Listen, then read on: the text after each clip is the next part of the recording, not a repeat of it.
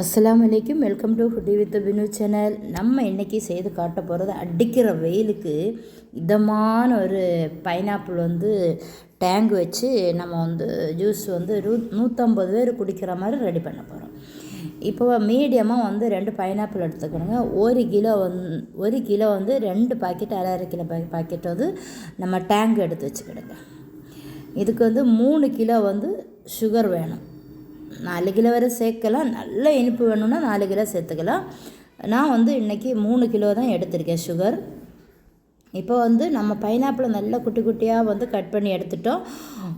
அரை கிலோவில் 2 packet 1 kilo tank எடுத்து வச்சுருக்கேன். இப்போ இதை பைனாப்பிள் எல்லாம் கட் பண்ணி எடுத்தாச்சு. இப்போ ஒரு மிக்ஸி ஜாரில் பைனாப்பிள் போடுங்க.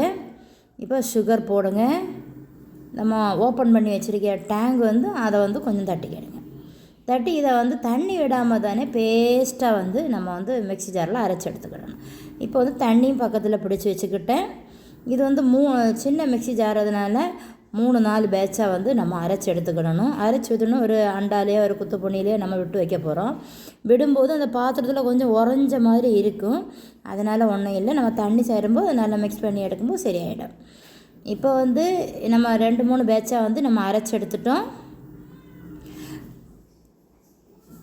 ஆனால் அது எந்த தரியுமே கிடக்கூடாது, அந்த மாதிரி நீங்கள் அரைக்கணும். அப்போ தான் அது டேஸ்ட்டாக இருக்கும். இப்போ நம்ம மாசா ஜூஸ் மாதிரி இருக்குது பாருங்கள், அவ்வளோ குழுன்னு இருக்கும். இது 150 பேர் குடிக்கிறதுக்காக நம்ம இப்போ இதில் தண்ணி சேர்த்துக்கிடணும். இது நல்ல ஓவர் இனிப்பும் தண்ணி இதில் சேர்த்துக்கிடணும். இப்போ பாருங்கள், இப்போ நம்ம இதை நல்லா பதப்பிக்கும் போது தான் ரொம்ப டேஸ்ட் வரும் இதுக்கு. இல்லைன்னா அது ஒரு மாதிரியாகவே இருக்கும். அந்த மாஸ்டர் சொன்னார், இதில் நம்ம இப்படி சும்மா தண்ணியை கலத்திட்டு நம்ம மிக்ஸ் பண்ணி வச்சாச்சுன்னா நல்லாவே இருக்காது.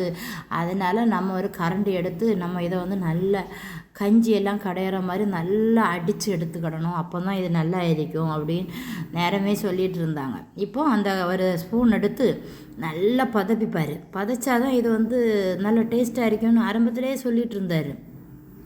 அதே மாதிரி பதப்பிச்சதுக்கப்புறம் தான் அது நல்லா டேஸ்ட்டாக இருந்துச்சு. இப்போ நான் வீடியோ ஷூட் பண்ணதுனால எனக்கு தான் டேஸ்ட் பண்ண கொடுத்தாங்க. நான் டவுட்டெல்லாம் கேட்டுகிட்டே நின்னேன். அதில் என் கையிலே கொடுத்துட்டாங்க, டேஸ்ட் பண்ணி பாருங்கள் அப்படின்னு. நான் சொன்னேன் ஓவர் இனிப்பாக இருக்குது, தாங்க முடியலை அப்படின்னு சொன்னேன். உடனே கொஞ்சம் தண்ணி விட்டு ஐஸ் க்யூப் போட்டால் சரியாயிடும். இப்போ ஐஸ் க்யூப் வர்றதுக்காக வெயிட் பண்ணிகிட்டே இருக்கேன். எல்லா இடத்துலையும் பாத்திரத்தில் விட்டு வச்சோம்.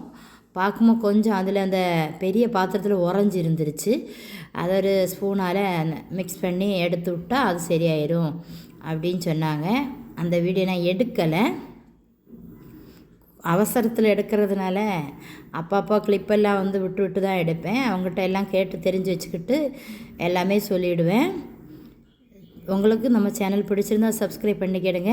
இப்போ எல்லாருக்கும் ஜூஸ் எடுத்து வச்சுட்டோம். அவ்வளோ டேஸ்ட்டாகிருச்சு, சூப்பராகவே இருக்குது. இது பெரிய குவான்டிட்டியில் நம்ம ட்ரை பண்ணியிருக்கோம். நீங்கள் சின்னதாக வேணாலும் ட்ரை பண்ணலாம். மறக்காமல் சேனலை சப்ஸ்கிரைப் பண்ணிக்கிடுங்க, லைக் பண்ணுங்கள், கமெண்ட்